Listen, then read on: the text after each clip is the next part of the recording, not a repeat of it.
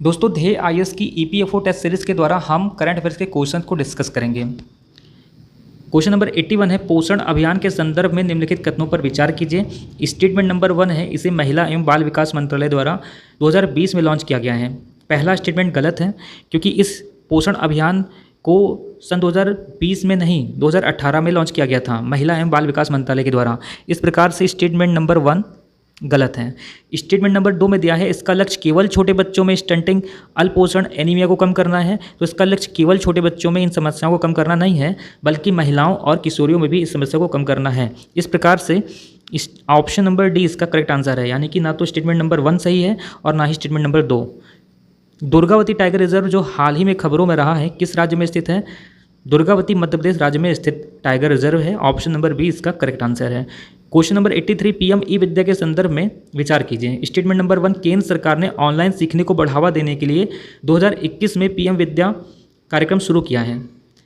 Statement number 1 गलत है, क्योंकि पीएम ई विद्या योजना केंद्र सरकार के द्वारा सन 2020 में चालू किया गया है, 2021 में नहीं। स्टेटमेंट नंबर 2, यह सीखने के नुकसान को कम करने के लिए प्रौद्योगिकी का उपयोग करके शिक्षा प्रदान करने के लिए मल्टी मोड एक्सेस को सक्षम करने के लिए डिजिटल, ऑनलाइन, ऑन एयर शिक्षा से संबंधित सभी प्रयासों को एकीकृत करता है। ये स्टेटमेंट इसका सही है। इस प्रकार से क्वेश्चन नंबर 83 का ऑप्शन नंबर केवल 2 सही है, यानी कि ऑप्शन नंबर बी सही है। क्वेश्चन नंबर 84, हाल ही में समाचारों में उल्लिखित वास्प 72 और 121B किससे संबंधित है? वास्प 76 और 121B ये एक्सोप्लैनेट है, एक्सोप्लैनेट। क्वेश्चन नंबर 85 में है, एक राष्ट्र एक उर्वरक योजना के संदर्भ में निम्नलिखित कथनों पर विचार करना है। स्टेटमेंट नंबर 1, ONOF के तहत कंपनियों को अपने बैग के केवल 1/3 स्थान पर अपना नाम, ब्रांड, लोगो और अन्य प्रासंगिक उत्पाद जानकारी प्रदर्शित करने की अनुमति है। स्टेटमेंट नंबर 1 इसका करेक्ट है। स्टेटमेंट नंबर 2 में दिया है कि यह योजना केवल सार्वजनिक कंपनियों पर लागू होती है। स्टेटमेंट नंबर 2 करेक्ट नहीं है, क्योंकि यह योजना केवल सार्वजनिक कंपनियों पर ही नहीं बल्कि निजी कंपनियों पर भी लागू होती है। इस प्रकार से क्वेश्चन नंबर 85 का ऑप्शन नंबर ए सही है, यानी कि स्टेटमेंट नंबर 1 केवल सही है, स्टेटमेंट नंबर 2 इसका गलत है। क्वेश्चन नंबर 85 का option number A correct answer है। क्वेश्चन नंबर 86, एक स्वास्थ्य एक अवधारणा जिसे कभी कभी समाचारों में देखा जाता है, किससे संबंधित है? ऑप्शन नंबर बी, मानव स्वास्थ्य, पशु स्वास्थ्य और पर्यावरण के बीच अंतर संपर्क से संबंधित है। क्वेश्चन नंबर 87, ई अपशिष्ट के संदर्भ में कथनों पर विचार कीजिए। स्टेटमेंट नंबर पहला है, 2022 के लिए थीम सभी को रिसाइकिल करें, चाहे वह कितना भी छोटा क्यों ना हो। स्टेटमेंट नंबर 1 इसका करेक्ट है। स्टेटमेंट नंबर 2 दिया है, घरेलू और वाणिज्यिक इकाइयों से कचरे को अलग करने, प्रसंस्करण और निपटान के लिए भारत का पहला ई कचरा क्लिनिक गुजरात में स्थापित किया गया है। स्टेटमेंट नंबर 2 करेक्ट नहीं है, स्टेटमेंट नंबर 1 करेक्ट है केवल, क्योंकि भारत का पहला ई कचरा क्लिनिक गुजरात में नहीं मध्य प्रदेश के भोपाल में स्टार्ट किया गया है। इस प्रकार से क्वेश्चन नंबर 87 का ऑप्शन नंबर बी सही है, यानी कि स्टेटमेंट नंबर केवल 1 सही है, यानी कि 87 का ऑप्शन नंबर ए करेक्ट है। क्वेश्चन नंबर 88, वैश्विक बहुआयामी गरीबी सूचकांक किस संगठन द्वारा जारी किया जाता है? संयुक्त राष्ट्र विकास कार्यक्रम, ऑप्शन नंबर डी के द्वारा। ऑप्शन नंबर डी में संयुक्त राष्ट्र विकास कार्यक्रम दिया है, इसी के द्वारा वैश्विक बहुआयामी गरीबी सूचकांक जारी किया जाता है। क्वेश्चन नंबर 89, माचू नदी पर मोरबी ब्रिज किस राज्य में स्थित है? मोरबी ब्रिज माचू नदी पर स्थित है, जो कि गुजरात राज्य में स्थित है। 89 का ऑप्शन नंबर ए करेक्ट है। क्वेश्चन नंबर 90, सुगम्य भारत अभियान किससे संबंधित है? विकलांग व्यक्तियों से संबंधित है। क्वेश्चन नंबर 90 का option number A correct answer है। लोसर महोत्सव जो हाल ही में समाचारों में रहा है, किस धर्म से संबंधित है? बौद्ध धर्म से। क्वेश्चन नंबर 91 का ऑप्शन नंबर ए करेक्ट है। राष्ट्रीय ग्राम स्वराज अभियान में किसके तहत स्थापित किया गया है? ग्रामीण विकास मंत्रालय के द्वारा। राष्ट्रीय ग्राम स्वराज अभियान पंचायती राज मंत्रालय के द्वारा प्रारंभ किया गया है।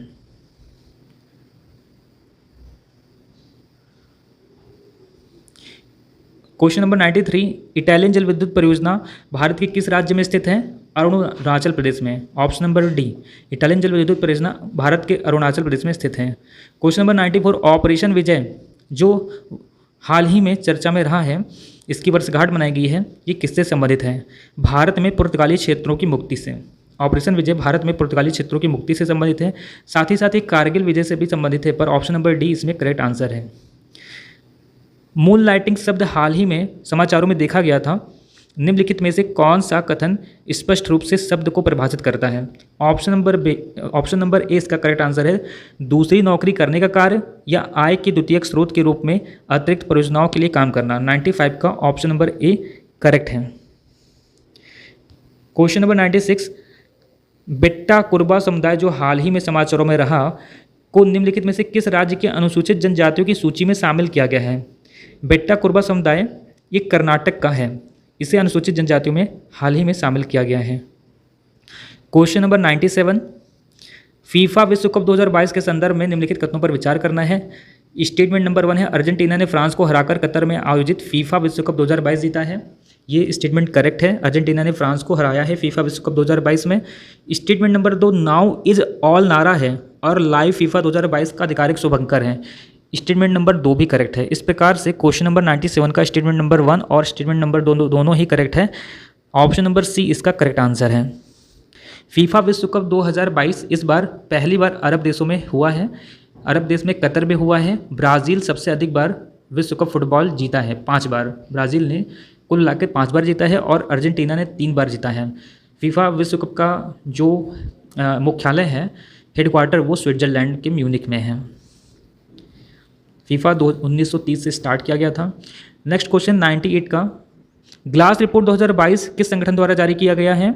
विश्व स्वास्थ्य संगठन। Option number D. अरनाला जो हाल ही में समाचारों में रहा, किससे संबंधित है? अरनाला ये भारतीय नौसेना का एक जहाज है। Option number B. Mission Amrit Sarovar के संदर्भ में निम्नलिखित कथनों पर विचार कीजिए। मिशन अमृत सरोवर को 2020 में भविष्य की पीढ़ी के लिए जल संचयन और संरक्षण के उद्देश्य से लॉन्च किया गया है। स्टेटमेंट नंबर 1 गलत है, क्योंकि यह मिशन अमृत सरोवर 2022 में शुरू किया गया है।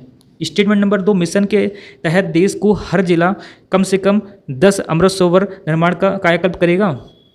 दोनों स्टेटमेंट गलत है, क्योंकि 10 नहीं 75, कम से कम 75 अमृत सरोवर का निर्माण करने का लक्ष्य है और इस योजना को 2022 में स्टार्ट किया गया है। इस प्रकार से ना तो एक सही है, ना ही 2, यानी कि ऑप्शन नंबर सी इसका करेक्ट आंसर है। क्वेश्चन नंबर 101, अंतर्राष्ट्रीय श्रम संगठन के संदर्भ में निम्नलिखित कथनों पर विचार करना है। यह एक स्वतंत्र गैर लाभकारी संगठन है जिसका उद्देश्य विकासशील देशों को वित्तीय सहायता और रोजगार के अवसर प्रदान करना है। नहीं, यह इसका स्टेटमेंट गलत है। ILO द्वारा निर्धारित मानक प्रकृति में गैर बाध्यकारी है। हाँ, स्टेटमेंट नंबर 2 करेक्ट है। स्टेटमेंट नंबर 3, भारत ILO का संस्थापक और स्थायी सदस्य है। तीसरा स्टेटमेंट भी गलत है, केवल इसका पहला ही स्टेटमेंट सही नहीं है, दूसरा और तीसरा सही है। इस प्रकार से ऑप्शन नंबर बी इसका करेक्ट आंसर है। क्वेश्चन नंबर 102, फीफा विश्व कप 2022 किस टीम ने जीता है? अर्जेंटीना ने जीता है। 103, मिसेज वर्ल्ड 2022 का खिताब किसने जीता है? सरगम कौशल। ऑप्शन नंबर ए, सरगम कौशल ने मिसेज वर्ल्ड का 2022 का खिताब जीता है। अंतर्राष्ट्रीय जलवायु क्लब किस संस्था द्वारा स्टार्ट किया गया? G7 के द्वारा। भारत को किस राज्य या केंद्र शासित प्रदेश को पहले डार्क स्काई रिजर्व के रूप में मान्यता दी गई है? लद्दाख को। Option number B. शांति सैनिकों के खिलाफ अपराधों के लिए जवाबदेही को बढ़ावा देने के लिए किस देश ने मित्रों का समूह लॉन्च किया है? भारत ने। Option number D. भारत का पहला रियल टाइम गोल्ड ATM किस शहर में स्थापित किया गया है? हैदराबाद में। Option number C. नई चेतना अभियान किस केंद्रीय मंत्रालय द्वारा शुरू किया गया है? महिला एवं बाल विकास मंत्रालय द्वारा। ऑप्शन नंबर डी, ग्रामीण विकास मंत्रालय द्वारा।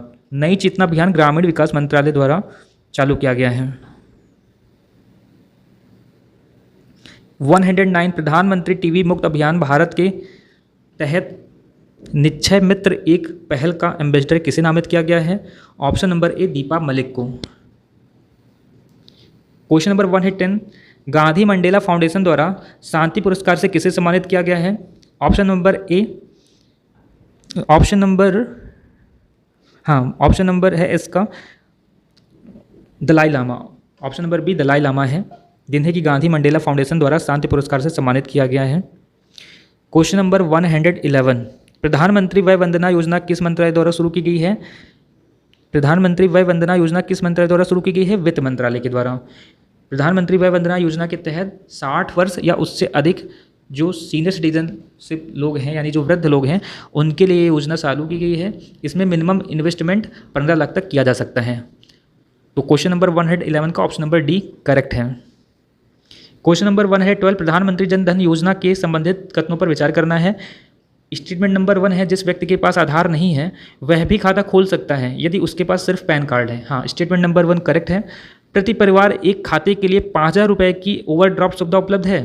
स्टेटमेंट नंबर 2 गलत है, क्योंकि 5,000 रुपये की ओवरड्राफ्ट सुविधा नहीं, 5,000 की जगह 10,000 रुपये है, इसलिए स्टेटमेंट नंबर 2 गलत है। केवल कथन एक सही है। क्वेश्चन नंबर 112 का ऑप्शन नंबर ए करेक्ट है। क्वेश्चन नंबर 113, प्रधानमंत्री श्रमयोगी मानधन योजना के बारे में कौन सा कथन सही नहीं है? ऑप्शन नंबर डी सही नहीं है, क्योंकि प्रधानमंत्री श्रमयोगी मानधन योजना वित्त मंत्रालय द्वारा लॉन्च नहीं की गई है। ये श्रम कल्याण विभाग द्वारा लॉन्च की गई है, श्रम मंत्रालय द्वारा लॉन्च की गई है। और स्टेटमेंट नंबर ए और बी और सी सही है, यानी कि यह प्रकृति में स्वैच्छिक है। प्रत्येक ग्राहक को 3,000 रुपये मासिक पेंशन मिलेगी। और स्टेटमेंट नंबर सी, जुलाई 2019 तक इस योजना के लिए 30 लाख से अधिक लोगों ने सदस्यता ली है। तो क्वेश्चन नंबर 113 का option number D correct answer है, यानी कि प्रधानमंत्री श्रमयोगी मानधन योजना वित्त मंत्रालय द्वारा लॉन्च नहीं किया गया है। कौन सा सामाजिक सुरक्षा का मापन नहीं है? आयकर रिटर्न सामाजिक सुरक्षा का मापन नहीं है। Option number C. Question number 115 देखते हैं। आम आदमी बीमा योजना की नोडल एजेंसी का क्या नाम है? भारतीय जीवन बीमा निगम। Option number D. William Beveridge ने अपनी व्यापक सामाजिक सुरक्षा योजना में कौन सा आकस्मिकताओं को सही पहचान की है?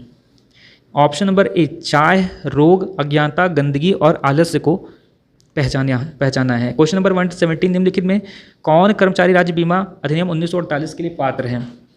स्टेटमेंट नंबर 1 है, 10 या अधिक व्यक्तियों वाले सभी कारखानों और अन्य प्रतिष्ठान पर ये लागू होता है। सही है। एक व्यक्ति जिसका मासिक वेतन 21,000 रुपये है, 21,000 रुपये से अधिक नहीं है। दोनों के दोनों स्टेटमेंट सही हैं। इस प्रकार से ऑप्शन नंबर सी इसका करेक्ट आंसर है।